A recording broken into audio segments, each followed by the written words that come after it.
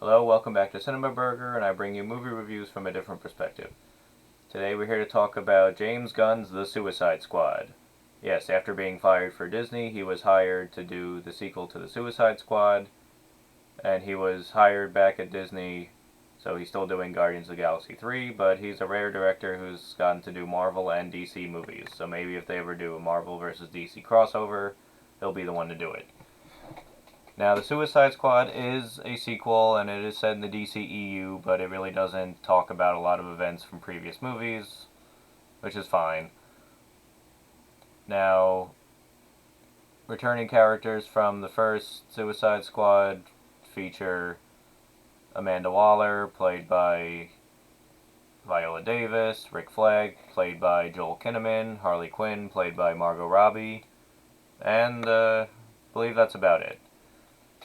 We have new characters, Bloodsport, played by Idris Elba, Peacemaker, played by John Cena, we got Ratcatcher, we got King Shark, played by Steve Agee in the body double and voiced by Sylvester Stallone. We got Polka Dot Man, played by Damien Demachelin, who's been in many DC and Marvel projects over the years and other various things. Then we have other random characters from DC, like Savant, Javelin, Blackguard, Miss Mongol, TDK, the detached kid. His limbs can detach and he can do stuff. You got Weasel, who was the body double because he was his all CG character, was Sean Gunn, James Gunn's brother. So you got a lot of random silly characters played by actors such as Michael Rooker, Pete Davidson, Flula Borg, Nathan Fillion. So you got a lot of fun people here. You have the Thinker, played by Peter Capaldi. You got Captain Boomerang, played by Jai Courtney. So all these DC characters are in Bellevue Prison, and Amanda Waller makes them go on missions as part of Task Force X to lower their life sentences for whatever they've done in the past. So this time they have to go to Corto Maltese, which is not I don't think it's a real country, but that name is featured in the Dark Knight Returns storyline, where there's nuclear war or something happening, and President Reagan sends Superman in to stop whatever's going on. So that's a nice Easter egg there.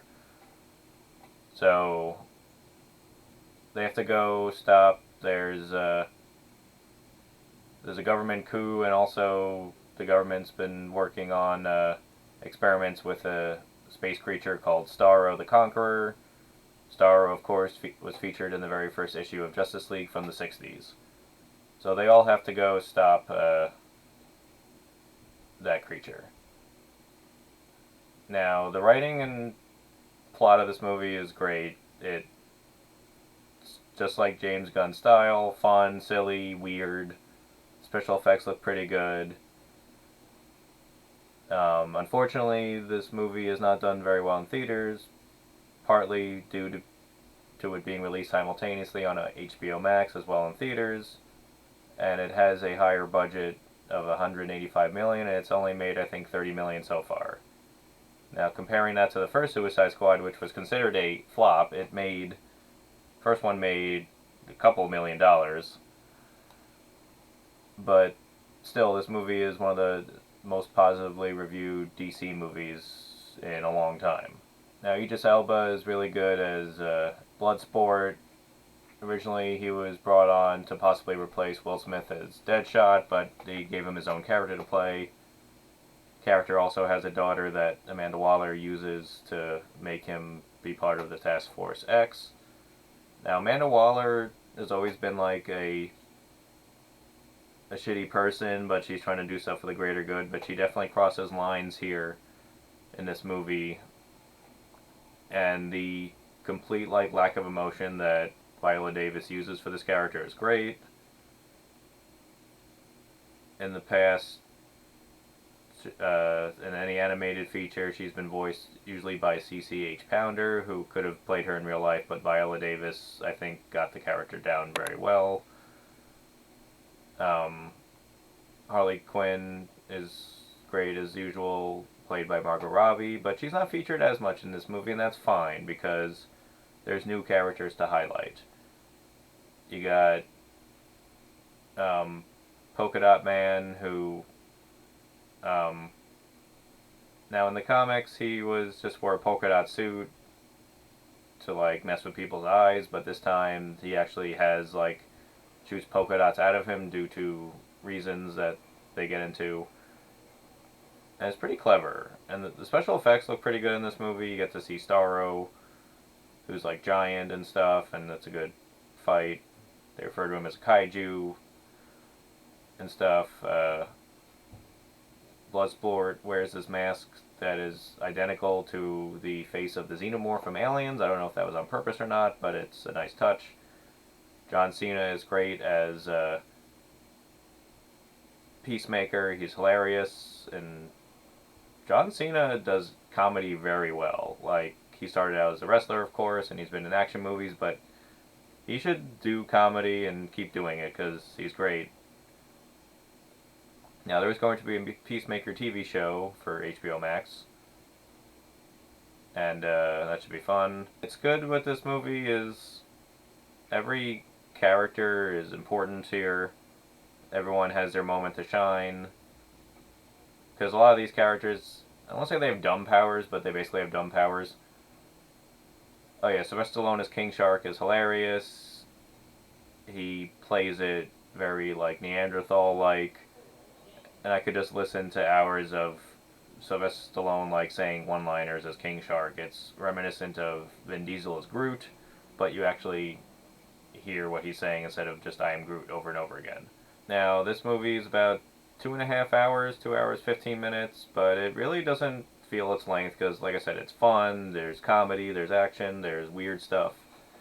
Just like James Gunn is delivered many times. Now, I was listening to interviews and stuff from James Gunn, and DC basically let him do whatever he wanted to do. And you can see that, because Warner Brothers has interfered with too many of the DCEU movies, especially with Zack Snyder stuff. But this one, DC needs, and Warner Brothers need to let their directors have more control, because you get products like this. And Aquaman, while it wasn't the best critically reviewed, it was the highest grossing DC movie at the time.